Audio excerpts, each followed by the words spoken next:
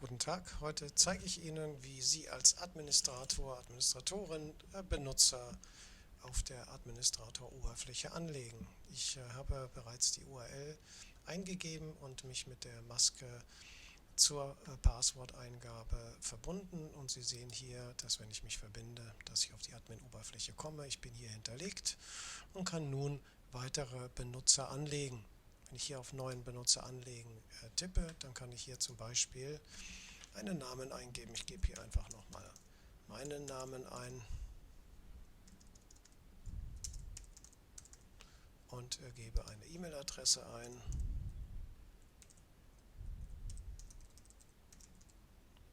Kann nun ein Passwort festlegen oder kann auch den Nutzer zur Passwortvergabe einladen. Wenn ich das Passwort festlege, kann ich entscheiden, darf der Nutzer das Passwort ändern oder darf er es nicht ändern. Wenn ich jetzt das Passwort mal eingebe,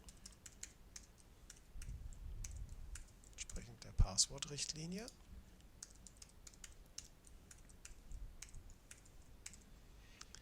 dann kann ich immer noch entscheiden, ist die Person ein Nutzer oder ein Administrator, eine Administratorin. Ich würde das erstmal als Nutzer belassen und würde dann diese Person anlegen. Sie werden jetzt sehen, dass hier die Person mit der E-Mail-Adresse angelegt ist als Nutzer und ich kann hier auch noch entscheiden, die Person einer Organisation zuzuordnen.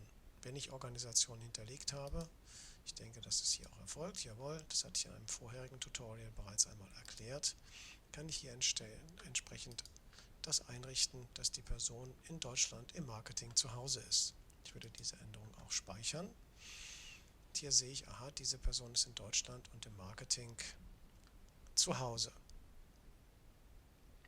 Ich kann diese Person jederzeit editieren. Ich kann diese Person auch deaktivieren. Dann kann diese Person sich vorübergehend nicht einloggen, ist aber nicht aus dem System gelöscht. Ich kann sie entsprechend auch nochmal verändern und kann aber die Person auch wieder aktivieren, indem ich einfach das Deaktivieren rückgängig mache. Wenn ich die Person eliminieren möchte aus dieser Oberfläche, dann kann ich das tun. Werde nochmal gefragt, ob ich das wirklich tun möchte und schon habe ich die Person aus der Datei genommen. Das ist die Sektion Mitarbeiter anlegen. Ich danke Ihnen für Ihr Vertrauen und für Ihre Aufmerksamkeit. Vielen Dank.